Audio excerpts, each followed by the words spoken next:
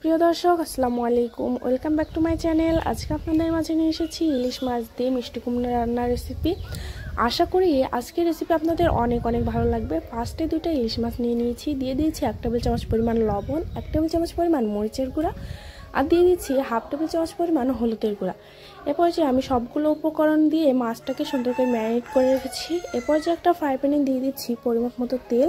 তেলটা গরম হয়ে গেলে দিয়ে দিচ্ছি ম্যারিনেট করে রাখা মাছগুলো, দেখতে পাচ্ছেন।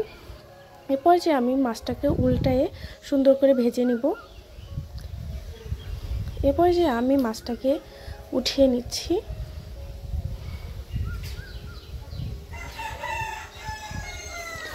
এরপর যে মাছ ভাজার তেলটা আছে আমি এর মধ্যে দিয়ে দিচ্ছি 1 কাপ পরিমাণ পেঁয়াজ কুচি। পেঁয়াজ কুচি দেওয়ার পর সুন্দর করে ভেজে আমি এর মধ্যে সমস্ত উপকরণ দিয়ে দিচ্ছি মরিচের গুঁড়া, হলুদের গুঁড়া, জিরা বাটা, ধনিয়া বাটা। আমি সবগুলো উপকরণ দিয়ে সুন্দর করে মিক্স করে নিয়েছি। এরপর যে সুন্দর করে 5 মিনিটের মতো কষিয়ে নিব, দেখতে পাচ্ছেন। এরপর যে আমি এর মধ্যে দিয়ে দিচ্ছি মিষ্টি কুমড়াগুলো আগে থেকে কেটে রাখা।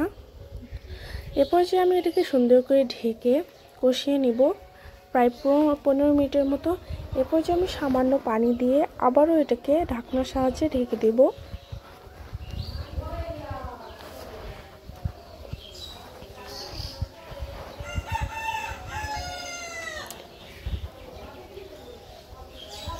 দেখতে পাচ্ছেন আমাদের মিষ্টি কুমড়াটা প্রায় সিদ্ধ হয়ে এসেছে। এরপর যে আমি এখানে পরিমাপ মতো পানি দিয়ে দিব। যে যতটুকু ঝোল রাখবেন তার থেকে একটু বেশি পানি দিবেন।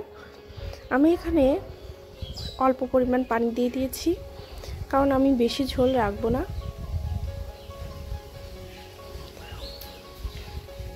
এরপর যে তরকারির বলক আসা পর্যন্ত আমরা অপেক্ষা করব।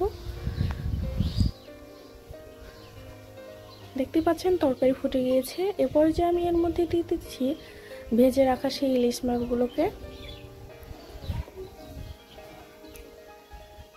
এরপর যে আমি এটার পানি শুকিয়ে নেব। আজকের ভিডিও এ পর্যন্তই। আশা করি আজকের ভিডিও আপনাদের ভালো লাগছে। ভালো লাগলে অবশ্যই আমাদের চ্যানেলটিকে সাবস্ক্রাইব করে যাবেন।